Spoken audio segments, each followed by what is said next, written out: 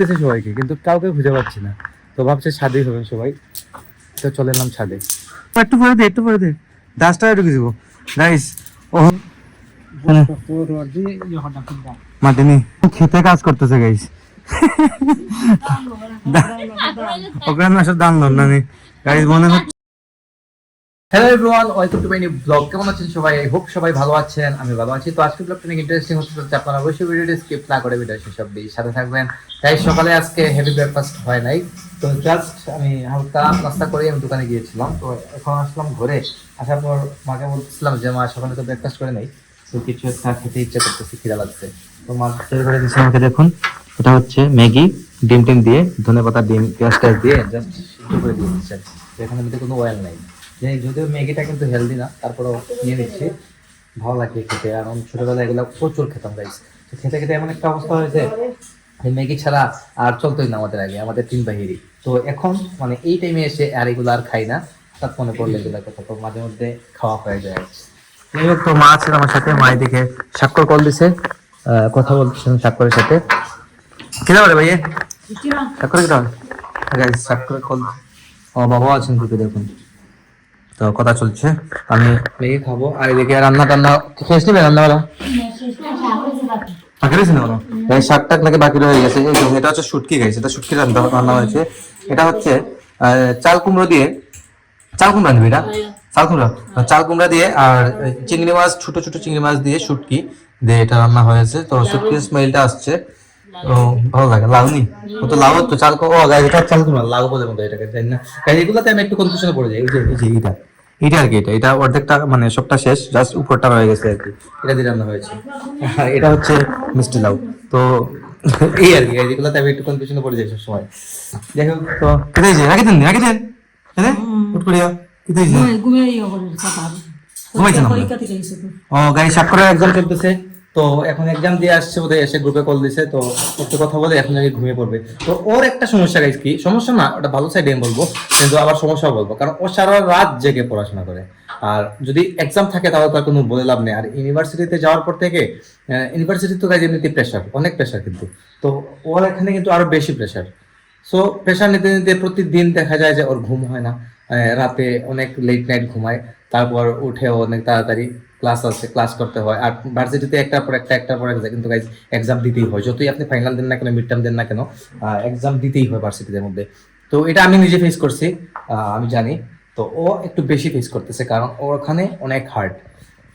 যাই হোক, তো এটা মেনে নিতে হবে, তাই তো ও হোস্টেলে আছে। হোস্টেলে তো আছে গাইজ পড়াশোনার জন্য, ওর কোনো কাজই নেই, জাস্ট পড়বে আর খাওয়া দাওয়া করবে, আর কিছু ওর কাজ নেই, মাঝে মধ্যে আমার সাথে কথা বলবে।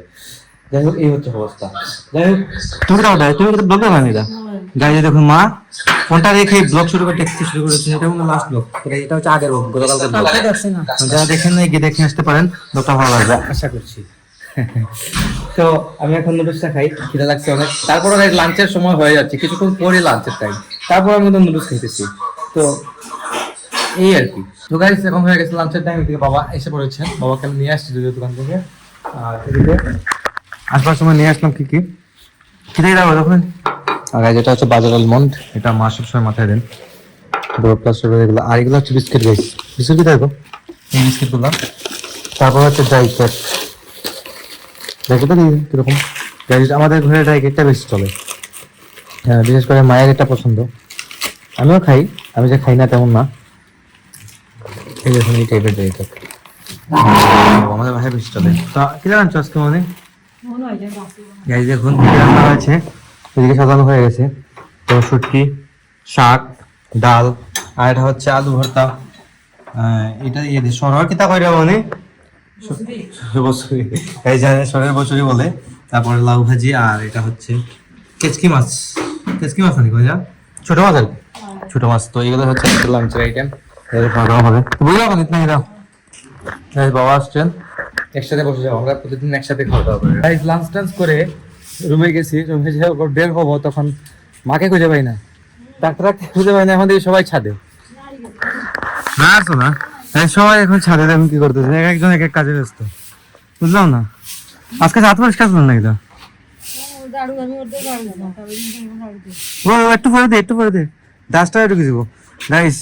ও ছাদ ঝাড়ু দিচ্ছে কাবেরি, আর ডাস্ট, যত ডাস্ট আছে সব আমার নাকে ঢুকে যাবে, ঢুকে গেলে সর্দি হয়ে যাবে আমার। আর এদিকে দেখুন কি চলতেছে, দাও হ্যাঁ মাটি নেই, রড দিয়ে দেখুন মাটি গুলো করছে, বোঝা যাইতেছে যেমন খেতে কাজ করতেছে গাইস। অগ্রহায়ণ মাসের ধান ধর নানি গাইস, মনে হচ্ছে যে অগ্রহায়ণ মাসের ধান নিচ্ছে। রিপন ভাই মায়ের কথা বলতেছেন, এই দেখুন। তো আমি ঘরে ডাকতেছি সবাইকে, কিন্তু কাউকে খুঁজে পাচ্ছি না। তো ভাবছে ছাদেই হবে সবাই, তো চলে এলাম ছাদে। তো ওখানে কি কাজ করতেছে বাঙ্গিল এখানে, তো এখন বাঙ্গিল দেয় লাগে গাছ নেই। সারটা দেয় ওটা, আমাদের সারটা নাইলে তো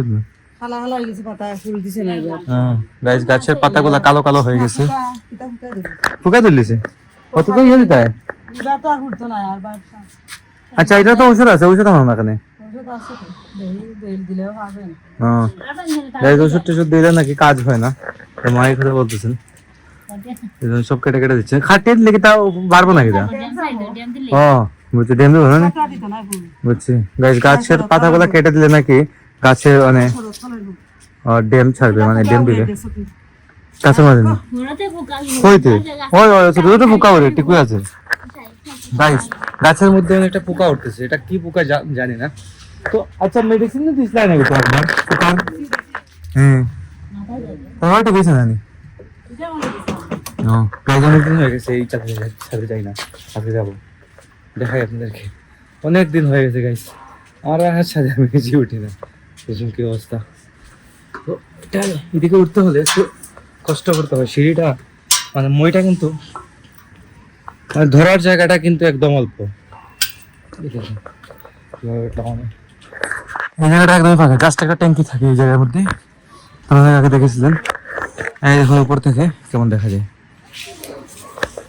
মা কাজ করতেছেন, মা কাবেরী, রিপন ভাই সবাই একসাথে মিলে ছাদের গাছের কিভাবে পরিচর্যা করা হয় দেখছেন। তাই সুন্দর সুন্দর ফুল ফুটবে না কেন, গাছের পরিচর্যা কি সুন্দর করে হয় সেটা আপনারা দেখতে পারতেছেন। তো রেগুলার এরকম চলে। তো আমি যদি আসি না ছাদে, তাই আমি দেখতে পাই না, আপনাদেরকে দেখাতে পারি না, খুব কমে আসে। যখনই আসি আপনার সাথে আমি শেয়ার করি। দেখুন আমাদের পুরো এলাকাটা দেখা যায় এখান থেকে, একদম খোলামেলা, কিন্তু সামনের দিঘিটা বিশাল দিঘি।